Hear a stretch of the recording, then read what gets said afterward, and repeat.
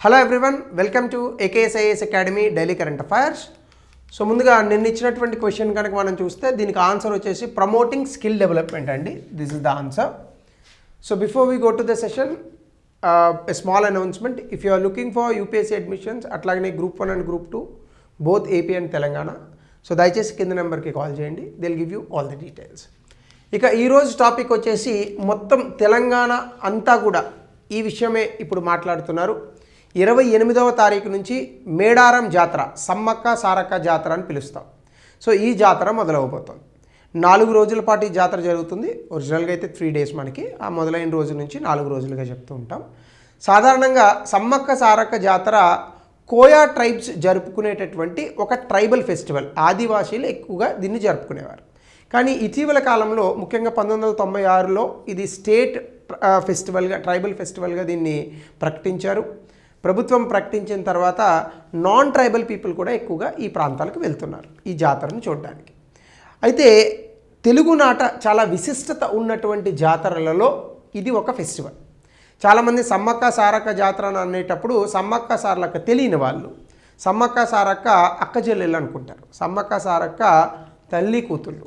So Sammakka Sarakka జాతర తాలూకా విశిష్టత కనుక మనం ఒక్కసారి కనుక చూస్తే, సాధారణంగా మన దేశంలో ఉన్నటువంటి ఏ ఫెస్టివల్స్ అయినా కూడా వేదిక్ లిటరేచర్, అంటే వేదాలు, బ్రాహ్మణు క్రతువులు ఆధారంగా జరుగుతూ ఉంటాయి. కానీ సమ్మక్క సారక్క జాతర మాత్రం అక్కడ కోయా ట్రైబ్స్ చేసుకునేటటువంటి వాళ్ళ క్రతువుల ఆధారంగా, ఇక్కడ బ్రాహ్మణులు జరిపించరు.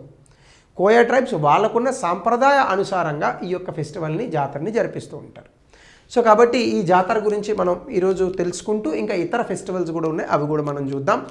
సో ముఖ్యంగా కనుక ఈ ఫెస్టివల్ గురించి వస్తే, తెలంగాణ ప్రభుత్వం సమ్మక్క సారక్క జాతరను 28వ తారీఖు జనవరి నుంచి ప్రారంభించబోతోంది. సాధారణంగా ఈ జాతర మాఘమాసంలో వచ్చేటటువంటి శుద్ధ పౌర్ణిమ రోజు ప్రారంభమవుతుంది. సో అక్కడ నుంచి 3 రోజుల పాటు ఈ జాతర జరుగుతుంది. ప్రతి 2 సంవత్సరాలకు ఒకసారి ఈ జాతరను జరుపుతూ ఉంటారు. సమ్మక్క సారక్క జాతర గురించి కనుక మనం చూస్తే ప్రతి 2 సంవత్సరాలకి జరుపుతూ ఉంటారు. దాన్నే బైనల్ ఫెస్టివల్ అని అంటాం.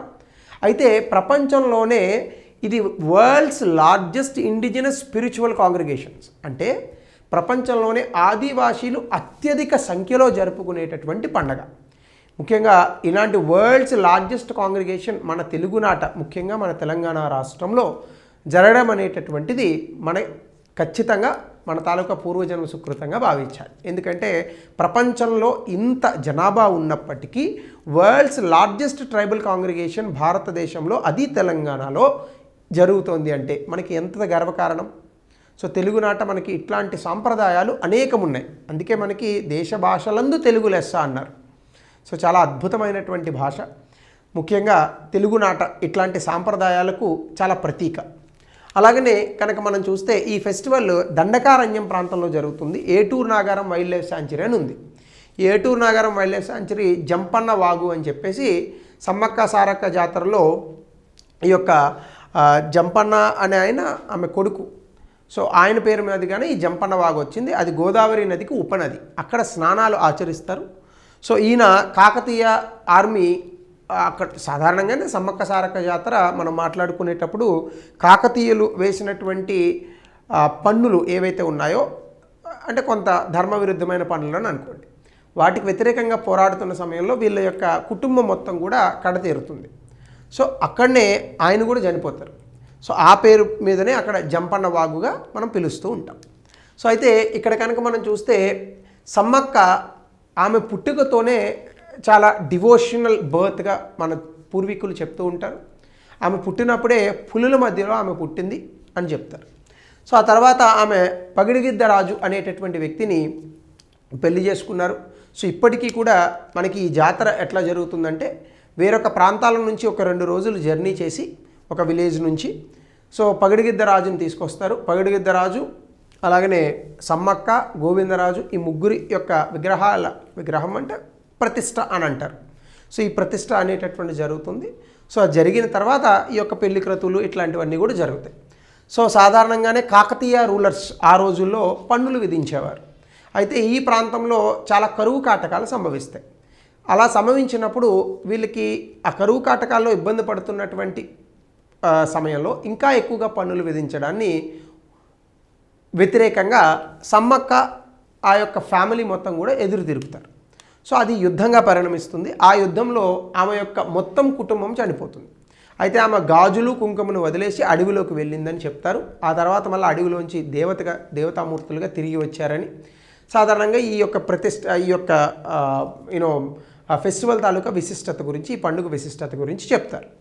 సో దీనికి సంబంధించే సీక్రెట్ సింబల్స్గా సమ్మక్క సారక్కను కొలుస్తూ ఉంటారు. సో అట్లానే కోర్ బిలీఫ్ ఏంటంటే ఇక్కడ కింగ్షిప్ వర్షిప్, ముఖ్యంగా ట్రైబల్ ఫ్యామిలీస్లో ముఖ్యంగా కోయా ట్రైబ్ చాలా సెంట్రల్ పార్ట్ ఇక్కడ తీసుకుంటూ ఉంటారు. మేజర్ పాత్ర అంతా కూడా కోయా ట్రైబ్సే చేస్తారు. సో కింగ్షిప్ వర్షిప్ అనేటటువంటిది ఉంటుంది. సమ్మక్క, సారలమ్మ, పవిత్రరాజు, గోవిందరాజు ఈ మొత్తం ఫ్యామిలీ ఏదైతే ఉందో సో వాళ్ళకి ఈ యొక్క జాతర అనేటటువంటిది మేడారం జాతర అంకితం. మనకి ఇందాక కూడా చూస్తే కనుక మీరు వీళ్ళకి 3 పిల్లలు, సారలమ్మ, నాగులమ్మ, జంపన్న. సో అట్లానే ఇక్కడ ఈ వర్షిప్ అనేటటువంటిది వేదిక్ బ్రాహ్మణ్ ఆచారాల ప్రకారం, బ్రాహ్మణ క్రతువు ఆచారాల ప్రకారం జరగదు. ఇదంతా కూడా క్లాన్ అంటే కోయా కమ్యూనిటీ వాళ్ళ యొక్క ఆచార వ్యవహారాల మేరకు వాళ్ళ క్రతువులను అనుసరించి మాత్రమే జరుగుతూ ఉంటుంది. సో ఇందులో రిచువల్స్ కూడా ఒక వ్యక్తి ఎంత బరువు ఉన్నాడో అంతకి తులాభారంలో బెల్లం వేసి వెయిట్ వచ్చి దేవతలకు ఇస్తూ ఉంటారు. జంపన్న వాగులో స్నానాలు ఆచరించడం అనేటటువంటిది ఎప్పటి నుంచో వస్తున్న ఆచారం. సో చిలకలగుట్ట అనేటటువంటి ఒక హిల్ ఉంటుంది. అక్కడ నుంచి సింబాలికల్గా ఈ యొక్క దేవతామూర్తులను తీసుకొచ్చి గద్దె మీద పెట్టి ఈ యొక్క ప్రతి 2 సంవత్సరాలకి జరిగేటటువంటి పండుగను చాలా కోలాహలంగా జరుపుకునేటటువంటి ఆచారం మనకి ఉన్నది. సో అట్లానే కనుక మనం చూస్తే ఈ మేడారం జాతర దేనికి సింబల్ అంటే దేనికి ప్రతీక అని కనుక మనం చూస్తే ముఖ్యంగా ట్రైబల్ పీపుల్ ఆదివాసీల యొక్క ఐడెంటిటీ గుర్తింపుకు ఇది చాలా అద్భుతమైనటువంటి ప్రతీక. అట్లాగనే వాళ్ళు ఆ రోజు ఉన్నటువంటి కాకతీయుల వేసినటువంటి పన్నులు ఏవైతే ఉన్నాయో కాస్త ధర్మవిరుద్ధమైనటువంటి పన్నులు, వాటికి వ్యతిరేకంగా వాళ్ళు చేసినటువంటి పోరాటం కానీ, ఆదివాసీ తాలూకా కాస్మాలజీ, వాళ్ళ తాలూకా కిన్షిప్, ఆ యొక్క కుటుంబ పరంపరలు కానీ వీటన్నిటిని గుర్తు చేసుకుంటారు.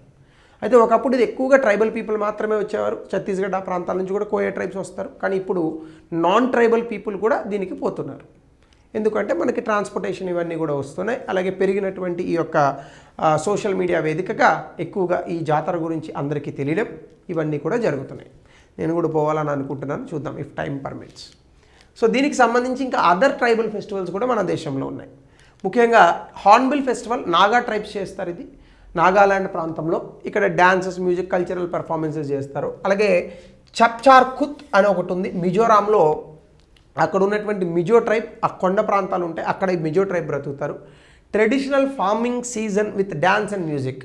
ట్రెడిషనల్ ఫార్మింగ్ ఏదైతే ఉందో వాళ్ళ ఆచార వ్యవహారాల్లో భాగంగా ఎప్పుడో పూర్వం నుంచి వస్తున్న వ్యవసాయ పద్ధతులను ఆచరిస్తూ డ్యాన్సులు అవన్నీ చేస్తూ ఉంటారు ఈ పండుగలో. అలాగే మదాయి ఫెస్టివల్ మధ్యప్రదేశ్, ఛత్తీస్గఢ్లో గోండ్ ట్రైబ్స్ ఎక్కువగా చేస్తూ ఉంటారు. రిచువల్స్, మ్యూజిక్, అక్కడ గాడేశ్వరి, దంతేశ్వరి అనే ఒక మాతను పూజిస్తారు. సో అట్లానే భగోరియా ఫెస్టివల్ మధ్యప్రదేశ్లో బిలిలా ట్రైబ్స్ అనేవి 2 ఉంటాయి. ఇక్కడ కూడా dance, music, traditional match making అంటే సంబంధాలు కలుపుకోవడం ఇట్లాంటివి చేస్తారు. అలాగే ట్రైబల్ దసరా ఛత్తీస్గఢ్లో బస్తర్ ప్రాంతంలో ఎక్కువగా జరుగుతూ ఉంటుంది. ఇక్కడ కూడా రిచువల్స్, ట్రెడిషనల్ డ్యాన్సెస్ ఉంటాయి. అలాగే కర్మా ఫెస్టివల్ మధ్యప్రదేశ్, ఛత్తీస్గఢ్లో ఉరావాన్, ముందా, హో ట్రైబ్స్ చేస్తారు. ఇక్కడ ఏంటంటే కర్మ దేవతను సంపదల కోసం పూజిస్తారు. అలాగనే గుడ్ హార్వెస్ట్, పంటలు బాగా పండాలని. దాంతోపాటు బైసాఖి పంజాబ్లో ఉంటుంది. ఇది సిక్కుల తాలూకా కొత్త నూతన సంవత్సరంగా దీన్ని భావిస్తారు. మ్యూజిక్, ప్రొసెషన్స్, డాన్సులు, హార్వెస్టింగ్ సీజను ఇవన్నీ ఉంటాయి. అంటే పంటలు పండిన తర్వాత వచ్చేటటువంటి దిగుబడి వాటి కోసం. అలాగే ఘరియా పూజ, ఇది త్రిపురలో త్రిపురి ట్రైబ్స్ చేస్తారు. ఘరియా మాతను పూజిస్తారు ఇక్కడ కూడా. అలాగే కుల్లు దసరా, ఇది హిమాచల్ ప్రదేశ్లో కుల్లు ప్రాంతం, కులు మనాలి ఇవన్నీ ఉంటాయి కదా అక్కడ. సో కుల్లు ప్రాంతంలో ఎక్కువగా జరుగుతుంటుంది. ట్రైబల్ గ్రూప్స్ ఇక్కడ ఒక వీక్ లాంగ్ అంటే 7 రోజుల పాటు ఈ ఫెస్టివల్ జరుగుతుంది. ఇక్కడ కూడా దేవతామూర్తులను ప్రతిష్ఠించడం, రకరకాల పర్ఫార్మెన్సెస్ ఉంటాయి. అట్లానే పూల్ది ఉత్తరాఖండ్లో స్ప్రింగ్ అంటే మనకి సాధారణంగా ఇవన్నీ అయిపోయిన తర్వాత, ఇప్పుడు చలికాలం ఇవన్నీ పూర్తయిన తర్వాత సాధారణంగా వర్షాలు పడేటటువంటి సమయంలో ఈ పువ్వులు వికసించడం ఉంటుంది. ఆ సమయంలో చేస్తారు. ముఖ్యంగా ఇందులో యువతులు పాటలు పాడడం అనేటటువంటిది ఆచారం. అలాగే సుయిధాగా రాజస్థాన్లో బిల్ ట్రైబ్ ఎక్కువగా ఇది చేస్తూ ఉంటుంది. ఇదేంటంటే యూనిటీ, వాళ్ళకు ఉన్నటువంటి ఐకమత్యాన్ని చాటుకోవడానికి చేసే పండుగ. అలాగే తుసు పరాబ్ హార్వెస్ట్ ఫెస్టివల్, ఇక్కడ కూడా సేమ్ మన సంక్రాంతి మోడల్లో ఉంటుంది. సంతాల్ ట్రైబ్స్ చేసుకునేటటువంటి ఒక పండుగ. అట్లానే ఛత్ పూజ బీహార్లో సూర్య భగవానుడికి చేసేటటువంటి ఒక రకమైనటువంటి ఫెస్టివల్ ఇది. ముఖ్యంగా నది పక్కన ఈ రిచువల్స్ చేస్తారు. అలాగే మిమ్కుత్ మిజోరాంలో కుకీ ట్రైబ్స్ చేసేటటువంటి పండుగ, ఇక్కడ కూడా డ్యాన్సెస్ ఇవన్నీ కూడా జరుగుతాయి. అలాగే సుమే గెర్లక్ ఫెస్టివల్ అరుణాచల్ ప్రదేశ్లో చాలా విచిత్రంగా ఉంటుందట ఈ పండుగ. నాక్టే ట్రైబ్ చేస్తారు, ముఖ్యంగా పూర్వీకులను గుర్తు చేసుకుంటూ వాళ్ళకి రకరకాలైనటువంటి రిచువల్స్ చేసేటటువంటి పండుగ.